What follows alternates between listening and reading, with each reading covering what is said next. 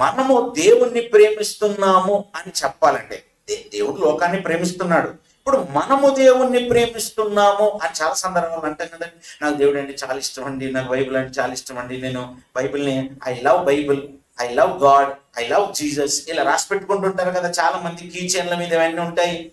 అలా ఇవన్నీ లాకెట్స్ వేసుకుంటారు, చైన్లు వేసుకుంటుంటారు, ఇవన్నీ వేసుకుంటున్నారు. బాగుంది కదా, సరే ఓకే, మీకు ప్రేమ ఉందని చెప్తున్నారు. నిజంగా మీరు మెడలో చైన్ వేసుకోవటం అనేది ప్రేమనా? చేతికి బ్రాస్లెట్ కట్టుకోవడం ప్రేమనా? ఒక ఉంగరం దొడుకోవడం ప్రేమనా? ఐ లవ్ జీసస్ అని చెప్పడం ప్రేమనా? ఐ లవ్ గాడ్ అని చెప్పడం ప్రేమనా? ఏంటి ప్రేమ? ప్రేమ అంటే మాట కాదు. బాగా గుర్తుంచుకోండి, లోకంలో చెప్తున్నది అంత అబద్ధమే. క్రైస్తవ్యంలోకి వచ్చిన తర్వాత క్రైస్తవులు కూడా మాటతో ఇది ప్రేమ అనుకుని బ్రతుకుతున్నారు చూసారా, అది కూడా అబద్ధమే. మీరు ఒక అబద్ధంలో బ్రతుకుతున్నారు, ఒక అబద్ధాన్నే నిజం అనుకుని నిజంగా చేసుకొని బ్రతుకుతున్నారు, కానీ అది నిజం కాదు. ఓ నిజం అనుకుంటున్న ఒక అబద్ధం, మీరు నిజం అనుకుంటున్న ఒక అబద్ధం, అది ప్రేమ. అది కాదా? కాదు. అసలు ప్రేమ అంటే ఏంటో, దేవునిలో ఉన్న ప్రేమను మనుషులకు పరిచయం చేస్తూ దేవుడే చెప్పాడండి. యోహాను గారు రాసిన 2వ పత్రిక చూడండి. యోహాను గారు రాసిన 2వ పత్రిక ప్రారంభ అధ్యాయం, ఒకటే అధ్యాయం ఉంటుంది, అందులో 6వ వచనం చూడండి. యోహాను గారు రాసినటువంటి పత్రికలో 2వ పత్రికలో 1వ అధ్యాయము 6వ వచనం, మనమాయన ఆజ్ఞల ప్రకారము నడుచుటయే ప్రేమ. దీన్ని గోల్డెన్ వర్డ్స్లో రాసుకుంటారో, ప్లాటినం వర్డ్స్లో రాసుకుంటారో, సిల్వర్ వర్డ్స్లో రాసుకుంటారో రాసుకోండి. చాలామంది చెప్తూ గోల్డెన్ వర్డ్స్ అంటారు. గోల్డెన్ వర్డ్స్ అంటే ఏంటి? బంగారక్షరాలంట. ఇది అసలైన బంగారక్షరం అంటే లవ్, LOVE 4 అక్షరాల పదం అని చెప్తున్నావు చూసారా. 143 అంట, షార్ట్కట్ లాంగ్వేజ్ అంట. నేను కాలేజీలో ఉద్యోగం చేసుకునేటప్పుడు అమ్మాయిలు అబ్బాయిలు పేపర్ల మీద ఇంత చిన్న ముక్క ఐ లవ్ యూ అంటే ఆ అక్షరాలు మొత్తం ILOVE YOU ఇలా రాస్తే దొరికిపోతామని చెప్పేసి నంబర్లు రాసుకునేవాళ్ళు. ఏమని? ఐ అంటే I stands for 1, love stands for 4, U stands for 3 అంటే నంబర్లో కన్వర్ట్ చేసి 143 అంట. 143 అని నువ్వు 143 అన్నా 143 అన్నా ఇంకోటి అన్నా అది ఏదైనా అది లవ్ కాదు. అవన్నీ పదాలు, నువ్వు రాసుకున్న పదాలవి, అక్షరాలవి. దేవుడు చెప్తున్నాడు, బాబు ఆ పరలోకమందున్న దేవుని మాటనే మనము నిర్వచనంగా తీసుకోవాలి. ఇదిగో నా ఆజ్ఞలను గైకొనుట ప్రేమ. ఏంటి ఆజ్ఞలు అంటే ఏంటి? ఆజ్ఞలు అంటే ఏంటండి? ఆజ్ఞలు అంటే నిద్రనా? మరి మీరు నిద్రపోతున్నట్టు ఇలా కూర్చున్నారు, మరి రెస్పాండ్ అవ్వండి. ఆజ్ఞ అంటే ఏంటి? ఏంటండి? చాలా మందికి మనకు సంబంధం లేదు ఇది పాఠం అన్నట్టు కూర్చున్నారు. మనకు సంబంధం లేదు, ఇదేది చిన్న పిల్లలకు చెప్తున్నాడు ఈయన ఈరోజు అనుకున్నాడు. ఓ అందరికండి. దేవుడే ప్రేమ అయి ఉన్నాడంటే నువ్వు అలా అయి ఉండాలని పాఠం. దేవుడు ప్రేమ అయి ఉన్నాడు, నీకు తెలియకుండా నీవు అలా ఒక పగోడిగా, ఓ కోపిష్టిగా, ఓ ద్వేషపరుడిగా, ఓ మత్సరపరుడిగా అలా ఉన్నావు అనుకో, నీకే నష్టం కదా. దేవుడు ప్రేమ అయి ఉన్నాడు, దేవుడు బంగారం అయి ఉన్నాడు, నువ్వు బంగారం అయి ఉండాలి. దాని అర్థం అది. దేవుడు వజ్రంగా ఉన్నాడు, నువ్వు వజ్రమై ఉండాలి. అది నేను పరిశుద్ధుడనై ఉన్నాను, మీరు పరిశుద్ధులై ఉండండి. ఎక్కడ ఏ మాట వింటున్నా కాన్సెప్ట్ ఒకటే ఉంటుందండి, గుర్తుపెట్టుకోనండి. ఓవరాల్గా దైవత్వంలోనికి మనం అడుగు పెట్టడమే క్రైస్తవ్యము. మనం దైవత్వంలోనికి వెళ్ళాలి. ప్రారంభంలో చిన్న చిన్నగా నేర్చుకుంటూ దైవత్వంలోని మనం వెళ్ళటం. ఇదిగో దేవుని ఆజ్ఞలు అంటే మాటలు. మాటే ఆజ్ఞ అండి. మరి మాట అంటే ఏంటి? మాటనే వాక్కు అని అంటాం. వాక్కు మాట, దాన్నే వాక్యము అంటున్నాము. మీ దేవుడైన యెహోవానైనా నేను సెలవిచ్చున్నదేమనగా అంటాడు. ఆ సెలవిచ్చేదేంటి? ఆయన మాట. యెహోవా వాక్కు నాతో ఇలా సెలవిచ్చింది అని భక్తులు చెప్తుంటారు. దేవుని వాక్యము ఆయన యొద్దకు వచ్చింది. దేవుని వాక్కు తన యొద్దకు వచ్చింది. వాక్కు, వాక్యము ఏంటివన్నీ? దేవుని మాటలు. ఆ మాటలే ఆజ్ఞలు. ఆజ్ఞ, దేవుని మాటే ఆజ్ఞ. అంటే దేవుని మాటలను గైకోవటం ప్రేమ. ఎంత బాగుంది చూసారా? ఇది డెఫినిషన్, ఇది ప్రేమకు నిర్వచనం. ప్రేమ అంటే దేవుని మాటలు గైకోవటం. మీరు ఇప్పుడు కూర్చున్నారు, ఈ మాటలు వింటున్నారు. ఈ మాటలలో చేయవలసినవి వస్తాయి, చేయకూడని వస్తాయి, రెండు వస్తాయి. చేయవలసినవి చేయటం ప్రేమ, చెయ్యవద్దన్నవి చేయకపోవటం ప్రేమ. ఎలా ఉంది చూసారా? ప్రేమ అంటే ఇది.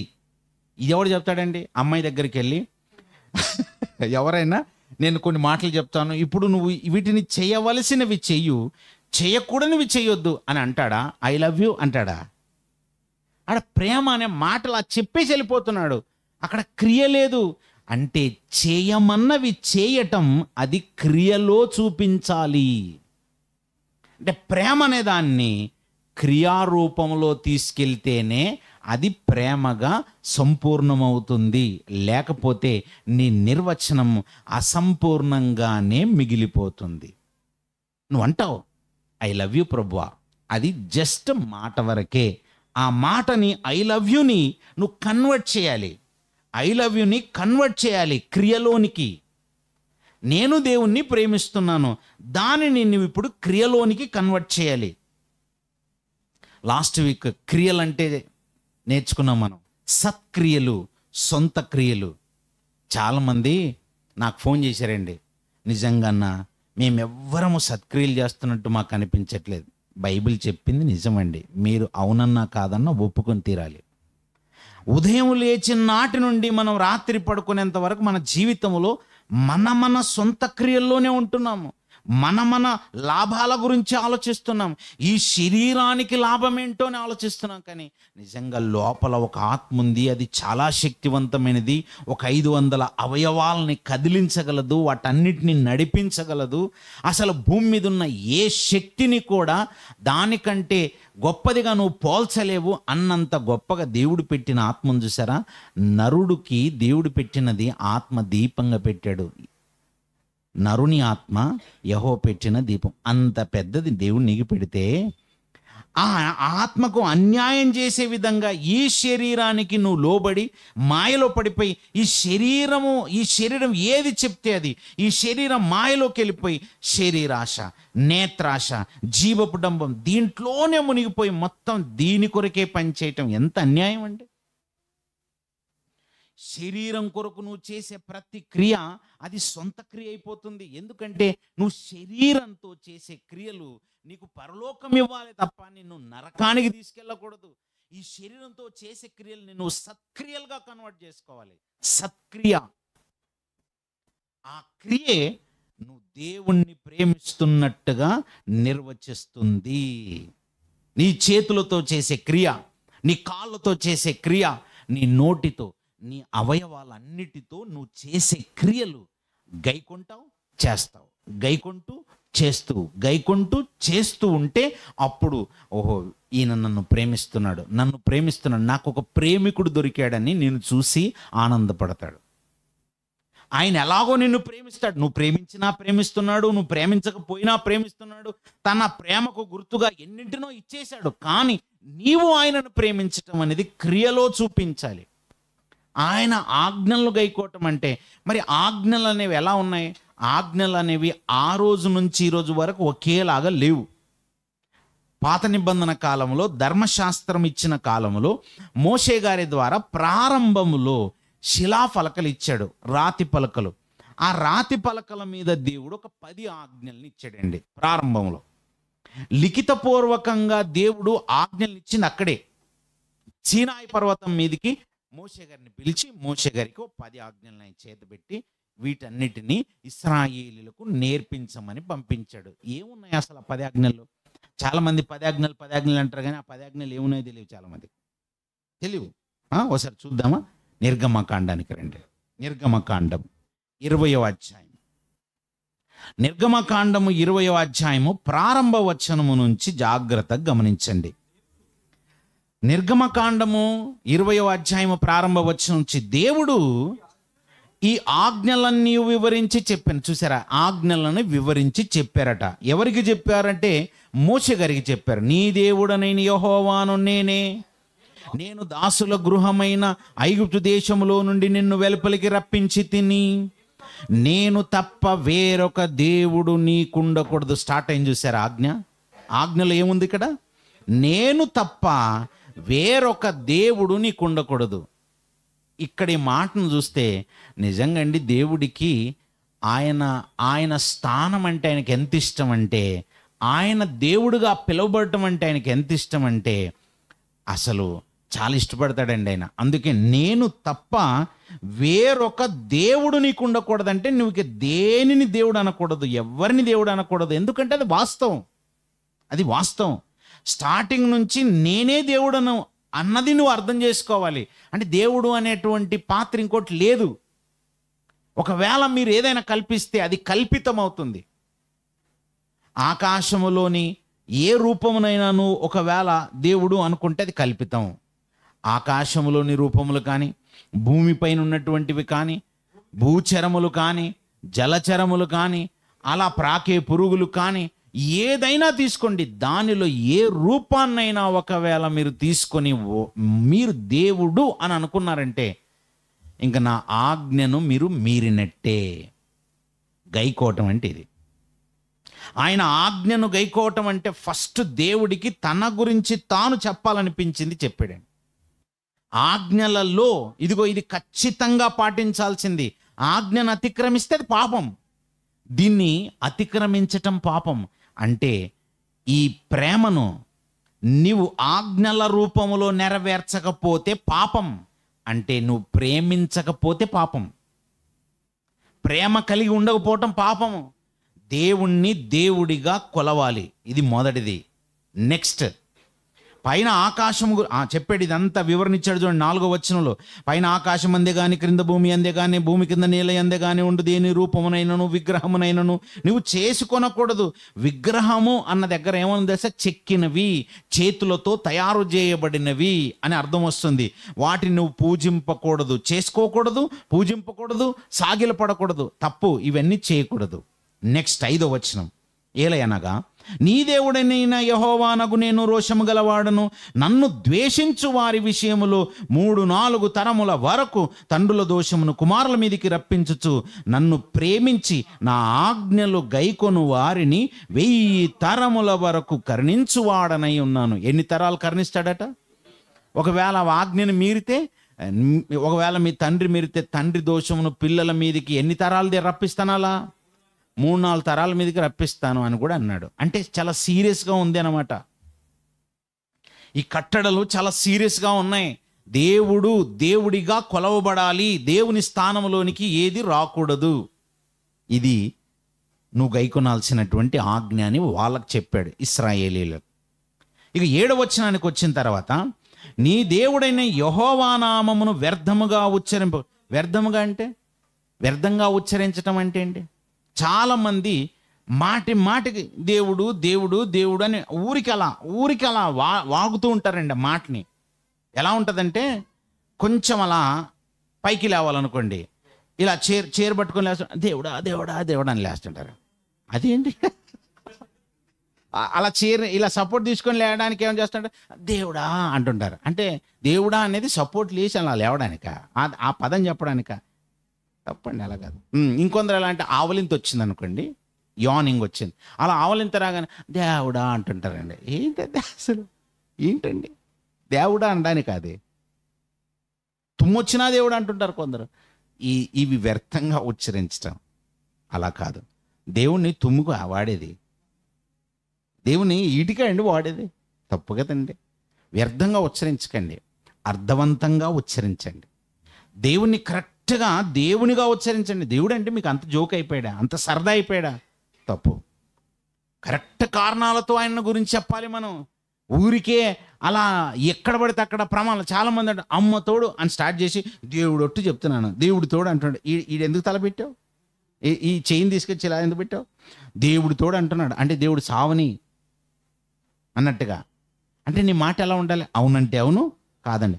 దేని మీద అసలు నువ్వు ఒట్టేయాల్సిన అవసరం లేదు. ఆకాశము తోడనవద్దు, భూమితో, వాటితోడే అనవద్దు అంటున్నాడంటే మరి దేవుడి తోడని ఎందుకు అంటున్నావు? నువ్వు అనకూడదు, అలా అనకూడదు.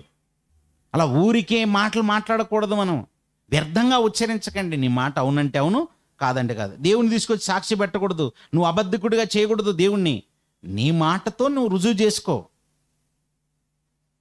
దేవుణ్ణి అబద్ధికునిగా చేయకూడదు. అర్థం లేకుండా మాట్లాడకూడదు.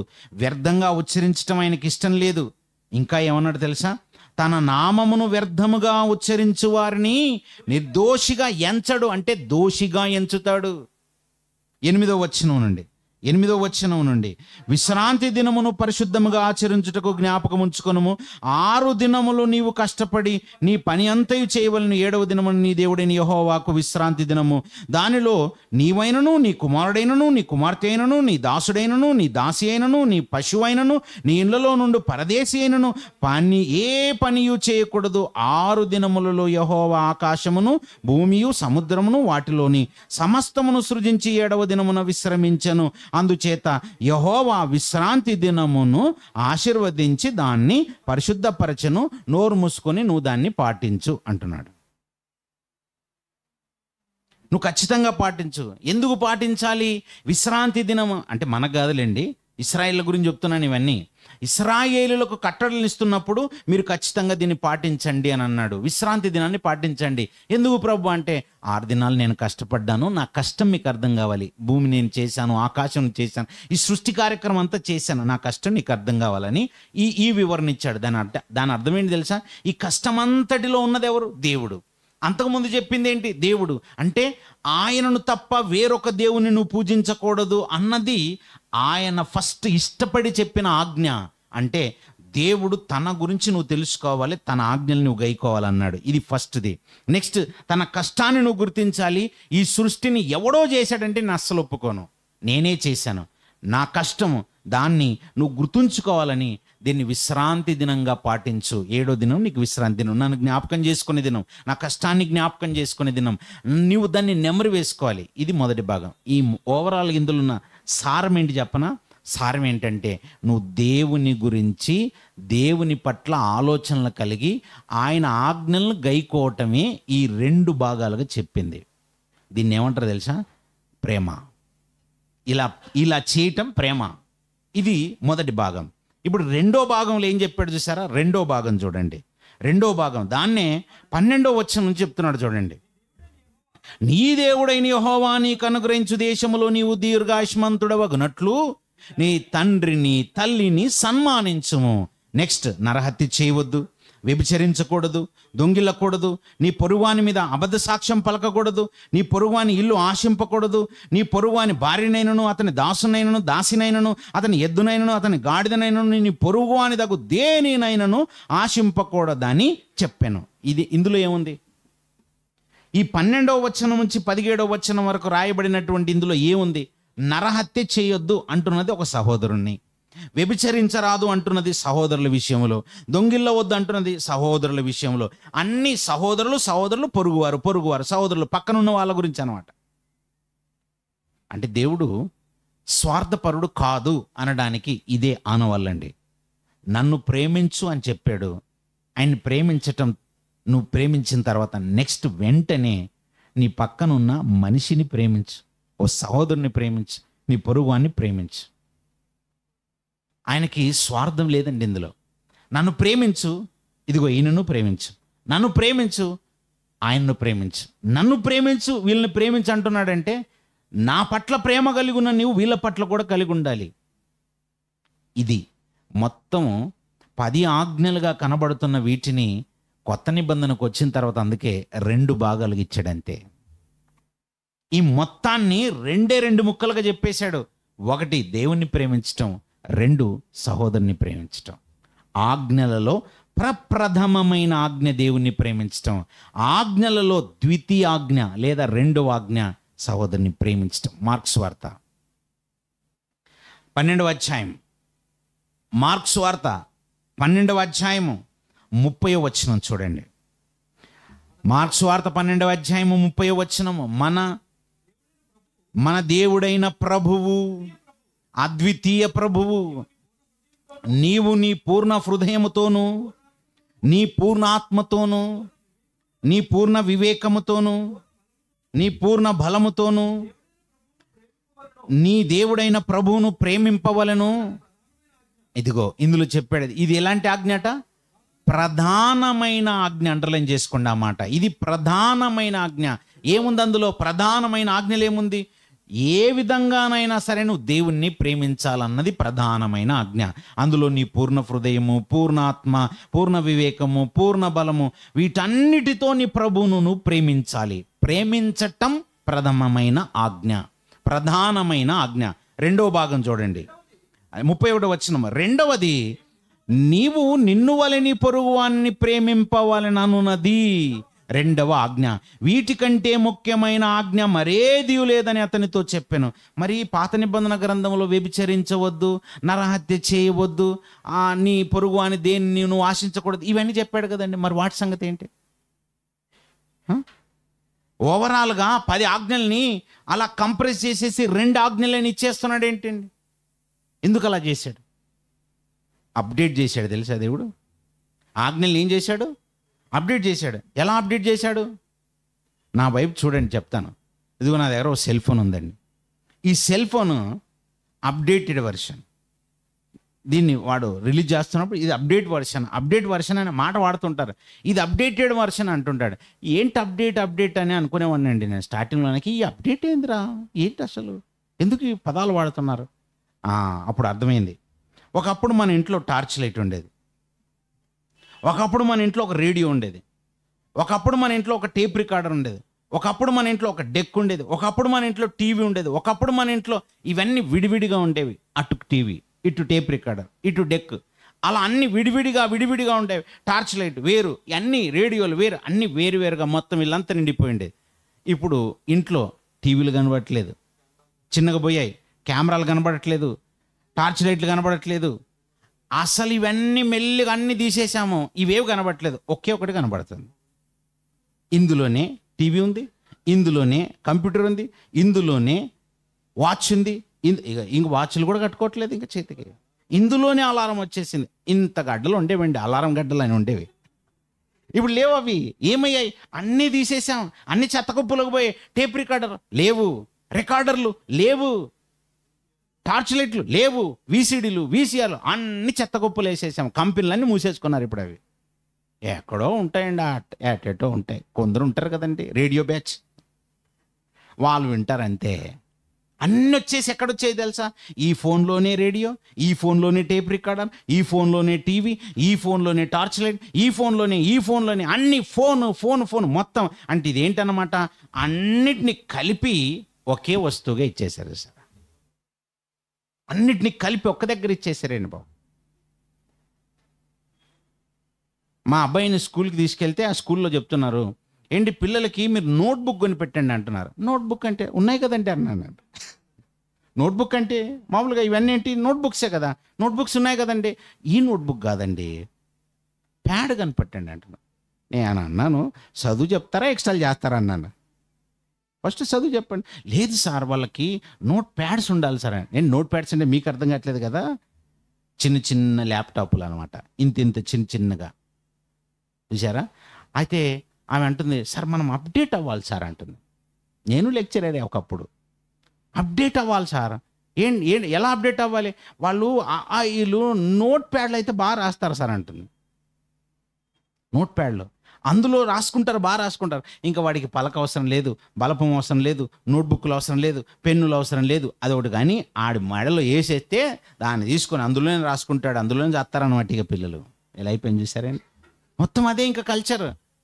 అందులోనే నోట్బుక్ ఉంటుంది, అందులోనే టెక్స్ట్ బుక్ ఉంటుంది, అన్ని అందులోనికి వచ్చేస్తాయి. ఇంకా అంటే స్కూల్కి వెళ్ళేటప్పుడు అది ఒక్కటి పట్టుకొని వెళ్తే సరిపోతుంది అనమాట.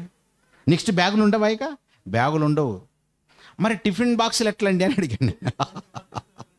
అప్పుడు ఏమంటుంది తెలుసా, సార్ స్కూల్కి వచ్చి వాడే ఆర్డర్ చేసుకుంటాడు అంటుంది.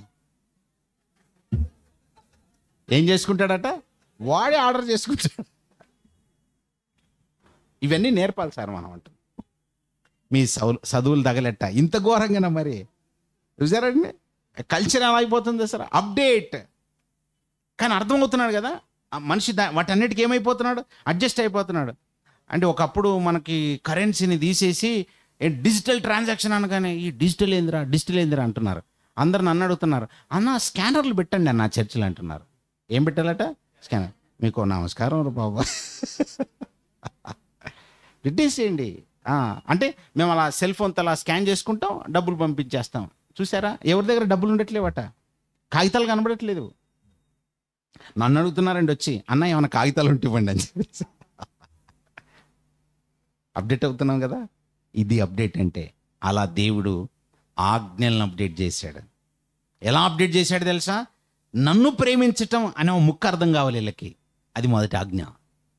సహోదరుని ప్రేమించడం అనే రెండో ముక్క అర్థం కావాలి, ఇది రెండో ఆజ్ఞ. ఈ సహోదరుని ప్రేమించడం అనే దాంట్లో ఎన్నున్నాయి తెలుసా? నువ్వు సహోదరుని ప్రేమిస్తున్నావు అనుకో, ఎలా వ్యభిచరిస్తావు? సహోదరుని ప్రేమిస్తున్నావు అనుకో, దొంగతనం ఎలా చేస్తావు? సహోదరుని ప్రేమిస్తున్నావు అనుకో, వాడిని ఎలా కత్తితో పొడిచి చంపుతావు? ఇవి చేయవు. అంటే వీటన్నిటిని కంప్రెస్ చేసి ఆ సహోదరుని ప్రేమించు, జస్ట్ లవ్ హిమ్. ఆయన ప్రేమించు.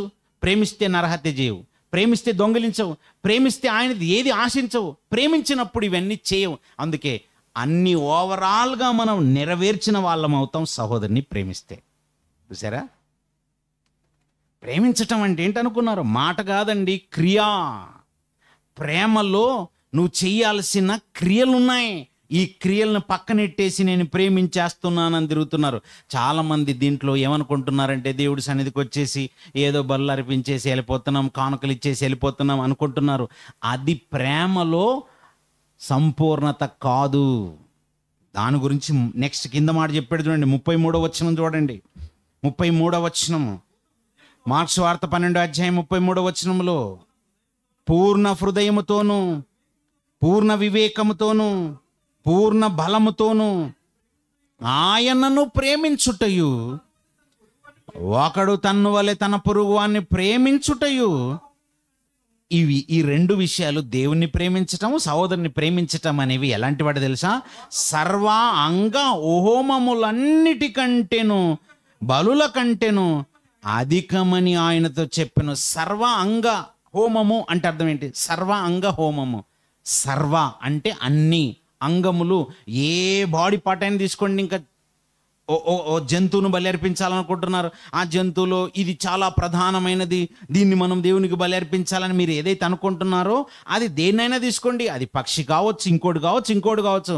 సర్వ అంగ హోమముల కంటేను నువ్వు ఇది ప్రధానమైనదని దేన్ని అనుకుంటున్నావు, వాటన్నిటికంటేను నువ్వు ఏదో ఒక అర్పణ తీసుకుని వచ్చి దేవుని సన్నిధికి ఇచ్చావు. అది వస్తు రూపం కావచ్చు, లేదా ధన రూపం కావచ్చు, మరొకటి కావచ్చు. అలా ఇచ్చేసి ప్రవ్వా ఆర్ యూ హ్యాపీ ప్రవ్వా, హ్యాపీగా ఉన్నారు కదా మీరు అని మీరు అంటుంటే ఆయన అంటున్నాడు, ఇలాంటి సర్వ అంగ హోమముల కంటేను నా ఆజ్ఞలను గైకొనటం నాకు ఇష్టం, అది అధికం నాకు. నువ్వు కోటిచ్చేసి మళ్ళీ దిక్కుమాలిన పనులు చేస్తుంటే అది దేవునికి అధికము కాదట, అది బాధే. దేవుని సన్నిధిలో నీవు ఆయన కోరుకున్నట్టుగా ఉండాలి. సర్వాంగ హోమములన్నిటికంటేను బలుల కంటేను అధికమవుతుంది ఏంటి తెలుసా? దేవుని ఆజ్ఞలను గైకొనటం. అంటే చాలా ఇష్టం ఆయనకి, చాలా ఇష్టమైనదండి. ఆయన మాట వినటం ఆయనకి చాలా ఇష్టం. ఆయన మనకి ఏదైనా చెప్పాడు అనుకో, మనం అది చేస్తున్నాం అనుకో, బాగా ఇష్టపడతాడు. మనల్ని చాలా ప్రేమిస్తాడండి. దేవుడు మనల్ని ప్రేమిస్తాడు. దేవుడు లోకమును ఎంతో ప్రేమించాడంటే అది ఇది లాంటి వాళ్ళకే ఎంతో ప్రేమిస్తాడు. నిన్ను చాలా పిచ్చిగా ప్రేమిస్తాడు. దానికి ఒక బెస్ట్ ఎగ్జాంపుల్ చెప్పనా? అబ్రహాం గారికి ఓ మాట చెప్పాడు దేవుడు. మాట, ఆజ్ఞ అంటే మాట కదా. మాట చెప్పాడు. మాట చెప్పగానే అబ్రహాం గారు, ఏంటి ప్రభువా, లేక కుమారుని ఇచ్చావు, వృద్ధాప్యంలో 100 ఏళ్ళప్పుడు కొడుకునిచ్చేసావు, 75 సంవత్సరాలు అప్పుడు చెప్పావు, 25 ఏళ్ళు వెయిట్ చేశాను, సరే పోన్లే ఇచ్చావు అనుకుంటుంటే మళ్ళీ నా కొడుకును బలిగా అర్పించమని అడుగుతావేంటి ప్రభువా? అయ్యో నేను ఇవ్వను అని మనసులో అనుకున్నాడు. క్రియలోనికి కన్వర్ట్ చేయాలంటే దాసులను పిలిచాడు, గాడిదలు తెప్పించాడు, కర్రలు తెప్పించాడు, నిప్పు తెప్పించాడు, కత్తి తెప్పించాడు, కుమారుని పిలిచాడు. పద అంటున్నాడు. మధ్యలో కుమారుడు అడుగుతున్నాడు, నాన్న బలికి అవసరమైన వాటిలో అన్నీ మన దగ్గర ఉన్నాయి, కానీ బలి పశువు లేదు, ఏంటి సంగతి? కర్రలు ఉన్నాయి, కట్టెలు ఉన్నాయి, నిప్పు ఉంది, అన్నీ ఉన్నాయి, కానీ కత్తి కూడా ఉంది. ఏంటి నాన్న, ఏంటి బలి పశువు లేదు కదా, ఎలా చేద్దాం అని అడిగితే ఏం మాట్లాడలేదు. క్రియ తన మనసులో ఉంది, చేస్తున్నాడు. తన కాళ్ళు పనిచేస్తున్నాయి, తన చేతులు పనిచేస్తున్నాయి, గుండె బరువెక్కిపోయింది, మనసంతా వేదనగా ఉంది. నేను కుమారుని చంపాలా, ఈ చేతులతో చంపాలా, ఈ చేతులతో బలి అర్పించాలా, రక్తం చిందుతుంది కదా, సర్రమని రక్తం వస్తుంది, అయ్యయ్యో అన్నీ మనసులో ఉన్నాయండి. తెలుసు ఆయనకి. అబ్రహాం గారికి జంతువులను బలి ఇవ్వటం తెలియదు అనుకోకండి. ఆల్రెడీ దేవదూతలు వచ్చినప్పుడు జంతువులు బలి ఇచ్చిన ఆ అనుభవం ఆయనకు ఉందండి. ఆయన చేశాడు. ఆయన చుట్టూ ఇవన్నీ ఉన్నాయి. నా కొడుకును కూడా బలిగా అర్పిస్తే చచ్చిపోతాడని తెలుసండి. మనసును బాగా సిద్ధపరచుకున్నాడండి. సిద్ధపరిచేసుకొని దేవుని సన్నిధిలో క్రియ చేస్తున్నాడు. అందుకే 3 రోజులు అంత దూరం పెట్టాడు దేవుడు. ఒక్కరోజు కాదు, పక్కనే పెరట్లు వెళ్ళి బలిగా అర్పించలేదండి. మీ ఇంట్లోనే బలిగా అర్పించని చెప్పలేదండి. ఇంట్లో బలిగా అర్పించమని చెప్పొచ్చు కదా. ఎందుకు ఇంట్లో బలిగా అర్పించమని చెప్పలేదు తెలుసా? పరీక్ష చేస్తున్నాడు. 1 గంట ఎలా ఉన్నాడు అబ్రాహాము, 2వ గంట ఎలా ఉన్నాడు అబ్రాహాము, 3వ గంట, 4వ గంట, 24 గంటలు అయిపోయింది.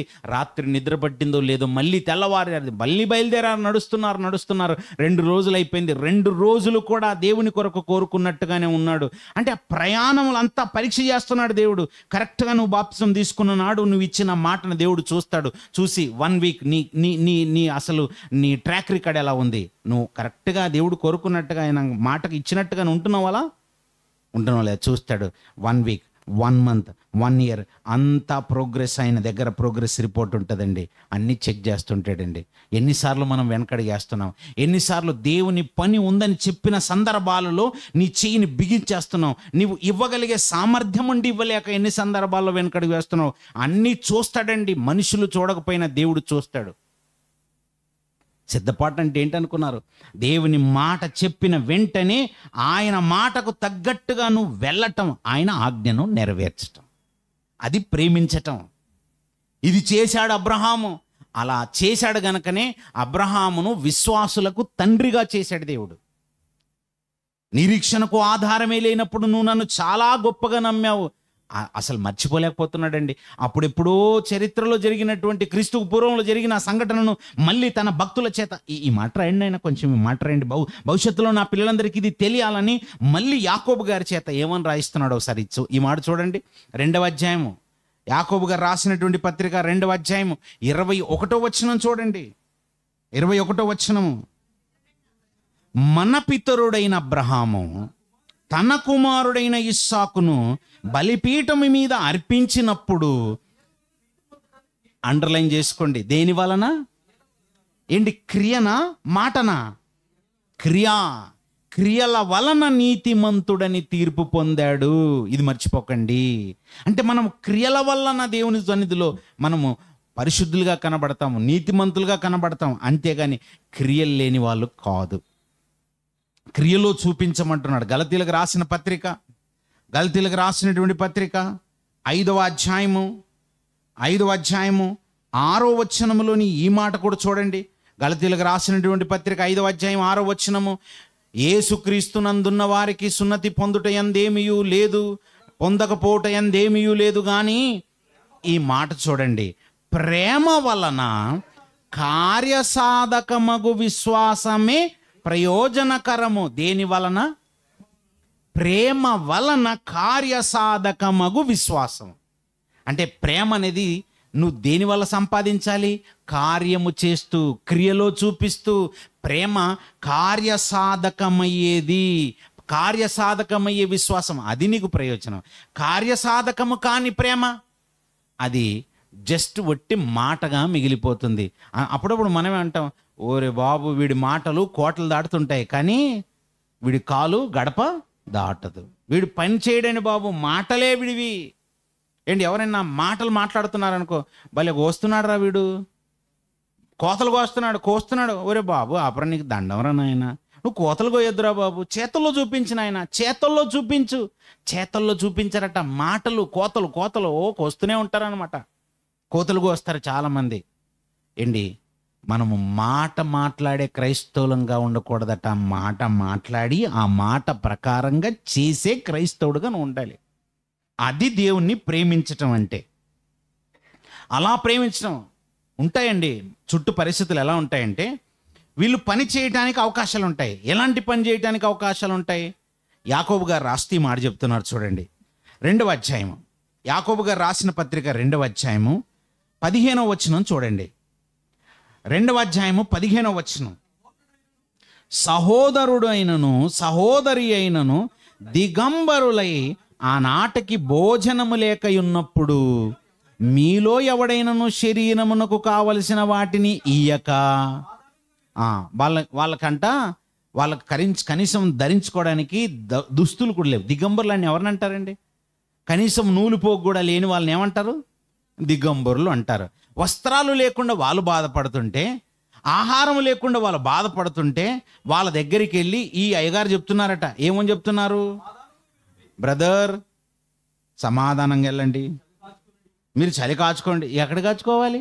ఎలా కాచుకోవాలి? ఈ బ్రదర్ చూడండి, ఈ బ్రదర్ మాట్లాడే మాటలకు అర్థం ఉందా? ఈ సిస్టర్ గారు మాట్లాడే మాటలకు అర్థం ఉందా? సమాధానంతో వెళ్ళండి అమ్మా. మాట చెప్పావు, ఎలా వెళ్ళాలి? క్రియలో చూపించాలి దాన్ని. సమాధానముగా వెళ్ళుడి, చలి కాచుకొనుడి, తృప్తి పొందుడని చెప్పిన ఎడల తృప్తి ఎలా పొందుతారండి? ఆకలిగా ఉంది. ఆకలిగా ఉన్న వాళ్ళకి మీరు బాగా భోజనం చేయాలండి, మీరు పూటకి భోజనం చేయాలండి, మీరు ఇలా ఉంటే కుదరదండి. ఎలా చేస్తారండి? ఇంత బెటర్ రాదు. చేతులు ముడుచుకున్నావు, కూర్చున్నావు, పాకెట్లో ఉన్న డబ్బులు అక్కడే ఉన్నాయి, పర్సులో ఉన్న డబ్బులు అలాగే ఉన్నాయి, బ్యాంకులో ఉన్న డబ్బులు అలాగే ఉన్నాయి. మాటలు మాత్రం ఏంటి, భోజనం చేసావా? లేదండి. ఆకలిగా ఉందా? అవునండి. ఎన్ని రోజులైంది? 10 రోజులైందండి. అవునా? అయితే జాగ్రత్త, ఒళ్ళు జాగ్రత్త. ఇలా చెప్పావు అనుకో, వాళ్ళకి ఎలా ఉంటుంది? కంపరం లేచినట్టు ఉంటుంది. పెట్రోల్ వేసి తగలెడుతుంటే ఒళ్ళు ఎంత మండుతుందో అంత మండుతుంటుంది వాళ్ళకి. ఆల్రెడీ వాడు ఆకలితో ఉన్నాడు. ఆకలితో ఉన్న వాడి దగ్గరికి వెళ్ళి మాటలు చెప్తున్నావు. మాట మంచిదే కదా, ఒళ్ళు జాగ్రత్త, నీ ఆరోగ్యము జాగ్రత్త, ఈ మాట చెప్పావు. ఆ జాగ్రత్త అని చెప్పే ముందు ఆకలిగా ఉందా? ఉండొక నిమిషం, నీకు ఆహారం పెడతాను.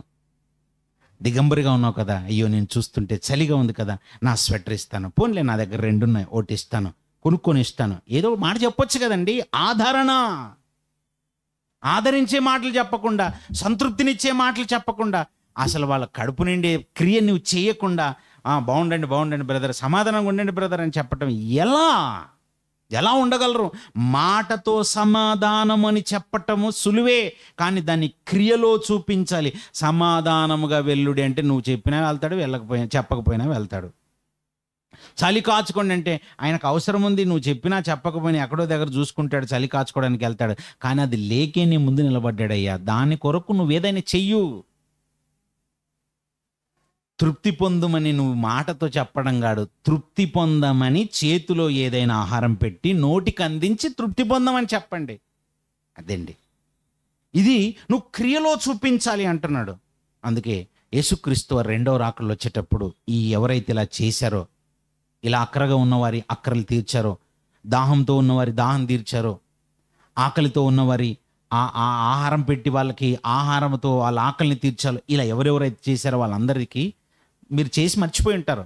కానీ మీరు మర్చిపోయిన యేసుక్రీస్తు వారు మర్చిపోరండి. మర్చిపోయిన ఆయన 2వ రాకడలో వచ్చినప్పుడు ఇదే మాటలు గుర్తు చేస్తాడు. మీరు పలానా రోజు, పలానా జనవరి 1 రోజు, పలానా మీ బర్త్డే జరిగింది, ఆ బర్త్డే రోజు నీకు గుర్తుందో లేదో, నీ 30వ ఏట నువ్వు అక్కడ ఆహారం పెట్టావు, పలానా చోట వస్త్రాలు ఇచ్చావు, నువ్వేదో 1 డే సెమినార్ చేసావు. అది నీ అక్కర్లు తీర్చుకోవచ్చు, కానీ ఆ అక్కర్లు తీర్చుకోవడానికి నువ్వు పెట్టుకోకుండా నువ్వు తీసుకెళ్ళి ఆహారం పెట్టావు, వాక్యం అందించావు, ఇవన్నీ చేసావు. ఇవన్నీ నా సహోదరులలో ఒకరికి చేశారు మీరు. ఇప్పటి వరకు నేను చెప్పిన మాటలు కూడా సహోదరులు దిగంబరులుగా ఉన్నప్పుడు, సహోదరీలు దిగంబరుగా ఉన్నప్పుడు, సహోదరులు సహోదరీలు అని ఎవరిని అంటారు తెలుసా? వాళ్ళు కేవలము ప్రస్తుతము వాక్యానుసారంగా ఆలోచిస్తే బాప్తిస్మము పొందినవారు. మనం అందరం దేవుని పిల్లలమే, ఒకరికొకరం సహోదరులమే. కానీ పాపముల చేత, అపరాధముల చేత చచ్చిపోయిన వాళ్ళందరము దేవుని దృష్టిలో దేవుని పిల్లగా ఉండే భాగ్యాన్ని కోల్పోయాము. తిరిగి మళ్ళీ ఎప్పుడు సంపాదించుకున్నామంటే యేసుక్రీస్తు వారి రక్తంతో కడగబడి బాప్తిస్వం ద్వారా మళ్ళీ తిరిగి జన్మించటం వలన మనము దేవునికి పిల్లలయ్యాము. అలా దేవునికి పిల్లలైన వారు లోకములో చాలామంది బాధతో ఉంటారు. అలాంటి వారిని గుర్తించండి. ఎవరిని పడితే వాళ్ళని కాదు, ఎవరికో వెళ్ళిపోయి చేయటం కాదు. చాలామందికి చేసే క్రమం కూడా తెలియకుండా ఎవరికో చేసేస్తుంటారు. ఎవరికో చేయటం ఆ తర్వాత సంగతి. ఫస్ట్ ప్రియారిటీ నీ సహోదరుని ప్రేమించు. మిమ్మును చేర్చుకునే వాళ్ళు ఎవరైతే ఉన్నారో, ఇదిగో నన్ను అక్కడ చెప్తాడు ఆ మాట గురించి చేయండి. నా ఆకలి తీర్చినట్టేనైనా వాళ్ళ ఆకలి తీరిస్తే, నా దాహం తీర్చినట్టేనైనా వాళ్ళ దాహం తీరిస్తే అని రెండో రాకళ్ళు చెప్పబోతున్నాడు. అవన్నీ నోట్ చేసుకుంటాడు. లోకంలో ఎవరికో చేస్తే కాదండి, ఇది ఫస్ట్ ప్రియారిటీ సహోదరునికి. ఆజ్ఞది. ఆజ్ఞలు గైకోవటం అంటే సహోదరుల గురించి చెప్తున్నాడు, సహోదరీల గురించి చెప్తున్నాడు. అందుకే ఇదిగో సహోదరులు అంటే రక్తబంధం కాదు, ఇది ఆత్మబంధముతో ఏర్పడినటువంటి ఈ కాంగ్రిగేషన్, ఈ సహవాసములో ఉన్న వీళ్ళ గురించి ఆలోచించండి. తర్వాత నెక్స్ట్ ఇయర్ అయినా ఆలోచిద్దురు. కానీ మత్తయి సువార్త 25వ అధ్యాయము 34వ వచనం నుంచి చూడండి. మత్తయి సువార్త 25వ అధ్యాయం 34వ వచనం నుండి, అప్పుడు రాజు తన కుడివైపున ఉన్నవారిని చూచి, నా తండ్రి చేత ఆశీర్వదింపబడిన వారలారా, రండి, లోకం పుట్టినది మొదలుకొని మీ కొరకు సిద్ధపరచబడిన రాజ్యమును స్వతంత్రించుకొనుడి. నేను ఆకలిగొంటిని, మీరు నాకు భోజనం పెట్టితిరి. నేను దప్పిగొంటిని, నాకు దాహం ఇచ్చితిరి. పరదేశినయుంటిని, నన్ను చేర్చుకుంటిరి. దిగంబరినయుంటిని, నాకు బట్టలు ఇచ్చితిరి. రోగినయుంటిని, నన్ను చూడవచ్చితిరి. చెరసాల్లో ఉంటిని, నా యొద్దకు వచ్చితిరని చెప్పును. ఇవన్నీ ఎవరికి చెప్తాడు అనుకున్నావు? సహోదరులు. ఈ నా సహోదరులలో అన్న మాట ఉంటుంది పైన. ఎవరికి చెప్తారు అది ఆ మాట? 40 చూడండి, 40. అందుకు రాజు, మిక్కిలి అలుపులైన ఈ నా సహోదరులలో అని చూడండి. ఎవరికి చేశారట? ఎవరు చేశారటండి? ఏండి, ఎవరెవరికో చేసేసి నేను చేసేసాను, క్రమంగానే చేసేసాను అనుకోకుండా. అలా ఎవరికి చేయాలంటే ఈ నా సహోదరులలో అంటే క్రీస్తులో నూతనంగా జన్మించిన వారే నీకు సహోదరులు. వారే సహోదరులు. వాళ్ళలో ఎవరిలో ఒకరికి మీరు చేస్తే అప్పుడు ఆ లెక్కను దేవుడు నోట్ చేసి పెట్టుకుంటాడు అనమాట.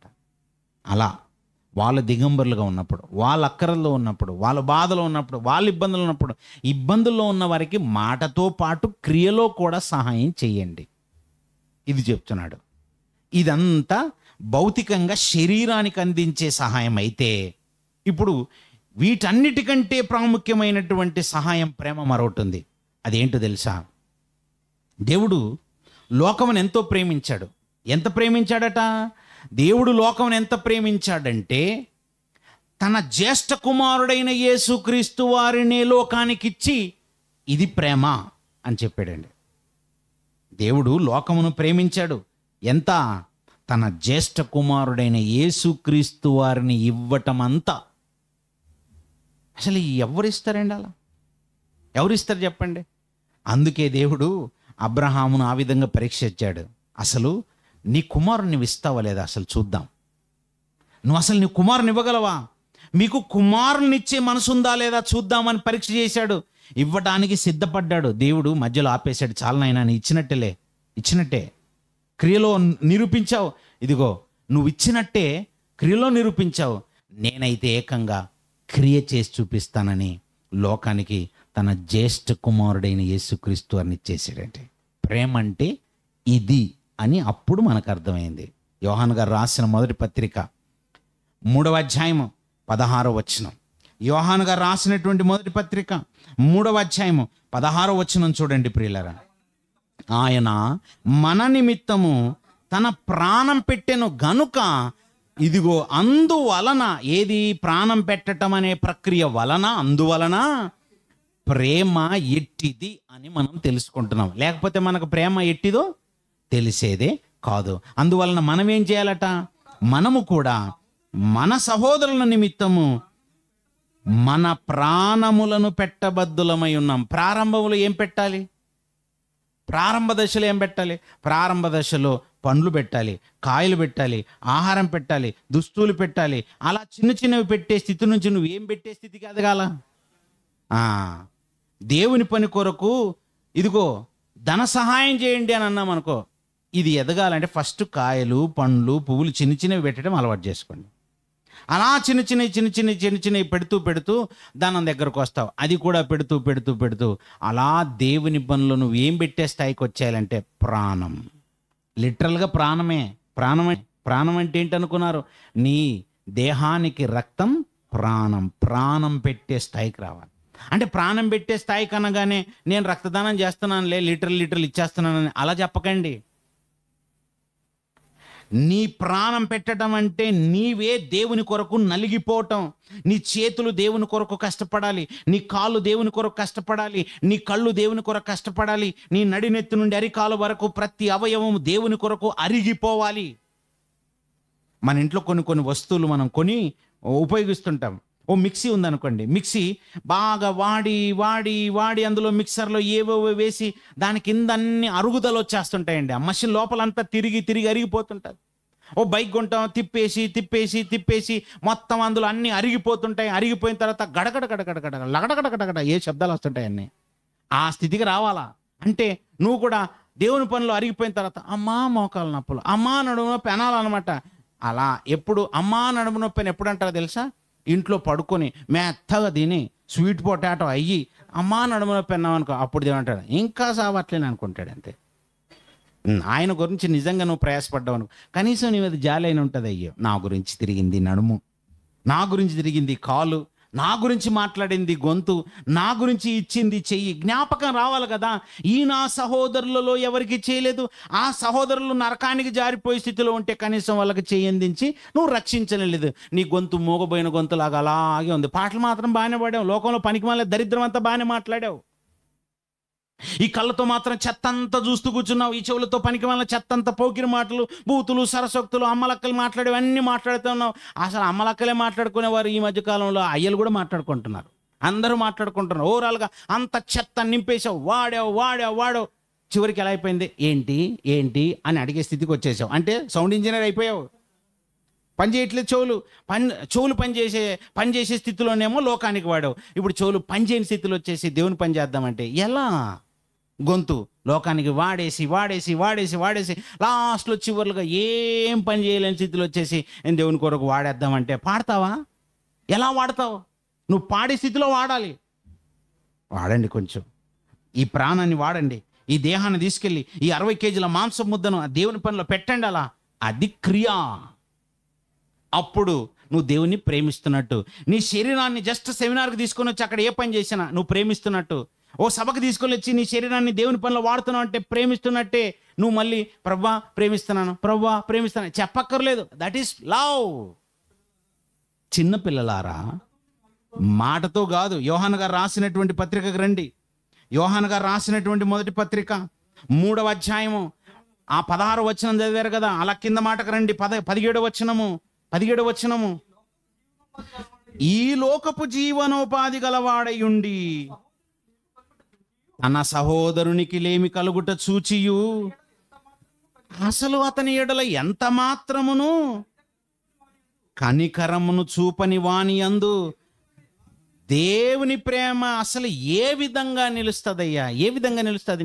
నీ కళ్ళ ముందు రిక్వైర్మెంట్ ఉంది, నీ కళ్ళ ముందు బాధలో ఉన్నాడు, నీ కళ్ళ ముందు కష్టంలో ఉన్నాడు, నీ కళ్ళ ముందు నరకానికి జారిపోవటానికి ఒక ఆత్మ సిద్ధంగా ఉంది. నీకు అర్థమవుతుంది కదా? సిగరెట్ చేతులు కనబడుతుందంటే కాలుస్తున్నాడంటే ఊపిరితిత్తులు పాడవుతున్నాయి, అర్థమవుతుంది కదా?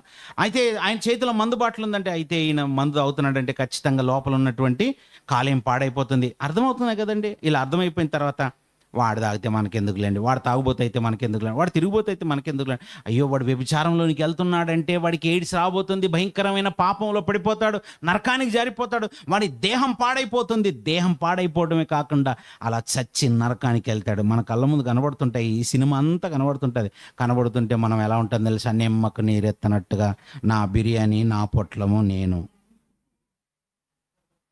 ఇంతేనండి, నా కడుపు నిండితే చాలు, నేను పరలోకానికి వెళ్తే చాలు అనుకోవటం స్వార్థం. నేను మాత్రమే పరలోకానికి వెళ్ళాలనుకోవటం స్వార్థం అండి. నీతో పాటు 10 మందిని దేవుడున్న లోకానికి నడిపించాలనుకోవటం దేవుడు కోరుతున్నాడు. That is love. ప్రాణం పెట్టడం ఇదే అండి. క్రియలో పెట్టండి. నశించిపోవడానికి సిద్ధంగా ఉన్నారా? ఈ వారం ఇంతమంది వచ్చారు కదండి. మీరు నెక్స్ట్ వీక్ ప్రాక్టికల్గా చేసి చూద్దామా? నెక్స్ట్ వీక్ ప్రాక్టికల్గా ఈరోజు కౌంట్ చేయండి, ఎంతమంది వచ్చారో కౌంట్ చేయండి. నెక్స్ట్ వీక్ ఈ నంబర్ డబుల్ అవ్వాలి. ఈ నంబర్ డబల్ అవ్వాలి. అప్పుడు మీరు దేవుని పనిలో ప్రేమను క్రియలో చూపించినట్టు. 100 సార్లు చెప్పి ఉంటాను నేను ఇది. ఒకరు రాకండి, వస్తున్నప్పుడు ఎవరినో ఒకరిని పట్టుకొని రండి, వాళ్ళకి మెయిల్ చేయండి, వాళ్ళ ఆత్మీయ జీవితాన్ని దేవుని సన్నిధిలో నిలబెట్టే ప్రయత్నం చేయండి. అంటే మళ్ళీ వీళ్ళు ఏమనుకుంటారో తెలిసే, అందరికి కలిసి చెప్తున్నారు, లేదు మనకు కాదులే అనుకుంటున్నారు. అందరికి కలిసి అంటే నువ్వు అందులో కలిసి లేవా? అందరు ఉన్నారు కదండి, అందరికీ కలిపే కదండి. అందరూ బాధ్యతగా తీసుకుంటే అందరము ఎవరినో ఒకరిని దేవుని సన్నిధిలో నడిపించిన వాళ్ళం కామా? అది ప్రాణం పెట్టటం. దేవుడు కోరుకుంటున్న ప్రాణం పెట్టటం ఇది క్రియలో చూపించాలట. అలా చేయకపోతే నీలో ప్రేమ ఉందని ఎలా చెప్పాలి? నువ్వు మాటతో ప్రేమ ఉందని అంటున్నావు అంతే. చిన్నపిల్లలారా, 18వ వచనం, చిన్నపిల్లలారా మాటతోనూ నాలుకతోనూ కాక క్రియతోనూ సత్యముతోనూ ప్రేమింతము. ఎలా ప్రేమించాలట? మాటతో కాదు, నాలుకతో కాదు. ఎలా ప్రేమించాలి? క్రియతోనూ సత్యముతోనూ. సత్యం అంటే ఏంటి? వాక్యం. అంటే వాక్య ప్రకారంగా ప్రేమిద్దామా? ఇప్పటి వరకు మనం తెలుసుకున్న ప్రేమ ఏ ప్రేమ ఇది? గులాబీ పువ్వు తెచ్చే ప్రేమ ఏ ప్రేమ? చెప్పండి, పర్లేదు. గులాబీ పువ్వు ఇలా ఇచ్చారనుకోండి, ఐ లవ్ యూ అన్నవారు కదా, అది ఏ ప్రేమ? దొంగ ప్రేమ.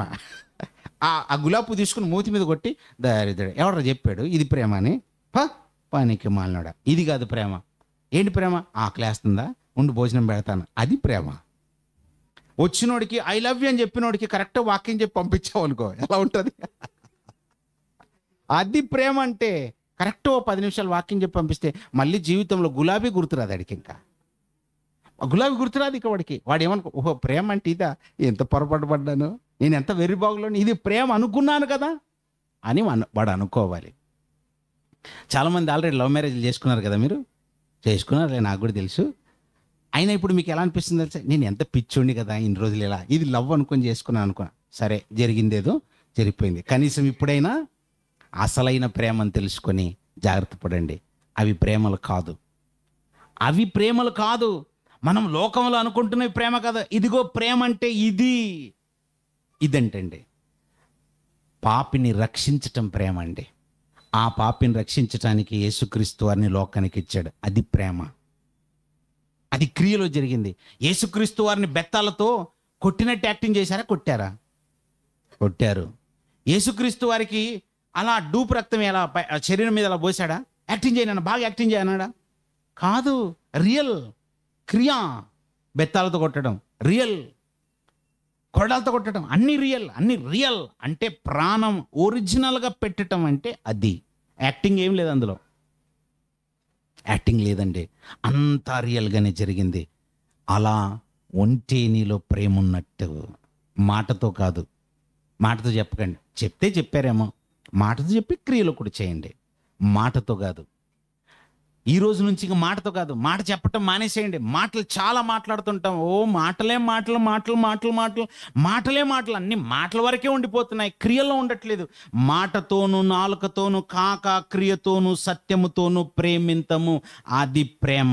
ఒకవేళ ఇలా ప్రేమిస్తే ఏంటి ప్రయోజనం? మరి ఏమవుతుంది తెలుసండి? మీ జీవితంలో ఎవ్వరూ చేయలేనిది ఒకటి దేవుడు మీకు చేస్తాడండి. ఒకటి చేస్తాడు దేవుడు. ఇదే గనక మీరు చేసి చూడండి, మీకు దేవుడు ఒకటి చేస్తాడు. అదేంటి తెలుసా? మిమ్మల్ని దేవుడు మరణములో నుంచి జీవంలోనికి దాటేస్తాడండి. లేకపోతే మీరు మరణములోనే ఉంటారండి. మనము మరణములోనే ఉంటాము. మీకు తెలియదు, మేము ఏసీలోనే ఉన్నాం అనుకుంటున్నారు, కానీ మీరు మరణంలో ఉన్నారు. రూమ్లో ఏసీ ఉంది, కానీ నువ్వు మరణంలోనే ఉన్నావు. ఉద్యోగంలోనే ఉన్నానని నువ్వు అనుకుంటున్నావు, కానీ నువ్వు మరణంలోనే ఉన్నావు. నేను వ్యాపారంలో ఉన్నానని నువ్వు అనుకుంటున్నావు, కానీ నువ్వు మరణంలోనే ఉన్నావు. లోకంలో నువ్వు దేంట్లోనో ఉన్నానన్న భ్రమలో ఉంటున్నావు, కానీ నువ్వు మరణంలోనే ఉన్నావు. 3వ అధ్యాయం 14వ వచనం చూడండి. మొదటి పత్రికలోనే 3వ అధ్యాయము 14వ వచనం. మనము సహోదరులను ప్రేమించుచున్నాము గనుక ఇదిగో మరణములో నుండి జీవములోనికి దాటి ఉన్నామని ఎరుగుదుము. ప్రేమ లేనివాడు, అదే ఫైనల్గా, ప్రేమ లేనివాడు దేని అందు నిల్చున్నాడు? నిలవాలనుందా మీకు? అలా మరణంలోనే నిలవాలనుందా? అయితే యువర్ చాయిస్. నేను ప్రేమించానండి, నా ఇష్టం ఉన్నట్టుగానే ఉంటాను, నాకు ఆ గులాబీ పూలే బాగున్నాయి, నేను అటువైపు వెళ్ళిపోతానండి, ఆ గులాబీల ప్రేమ నాకు బాగుందంటారా? అయితే నీ ఇష్టం. నాకు తాజ్మహలే బాగుందండి, ఈ ఫిల్ టవరే బాగుందండి, ఆ బొమ్మలు ఇచ్చేసుకుంటానండి, ఆ బొమ్మల ప్రేమతోనే అడ్జస్ట్ అయిపోతానంట, అయితే నో ప్రాబ్లం. అయితే నువ్వు ఎక్కడ ఉండొచ్చు? మరణంలో ఉండొచ్చు, ప్రాబ్లం ఏం లేదు. ఏంటి బలవంతంగా దేవుడు ప్రేమించమంటాడా? హార్ట్ఫుల్గా ప్రేమించమంటాడా? పూర్ణ హృదయముతోనూ, పూర్ణ వివేకముతోనూ, పూర్ణ ఆత్మతోనూ, అన్నీ సంపూర్ణంగా, ఇష్టపూర్వకంగా, బలవంతం కాదు. ఈ విధంగా నువ్వు ప్రేమిస్తే ఇదిగో నువ్వు మరణములో నుండి జీవములోనికి దాటిపోతావు.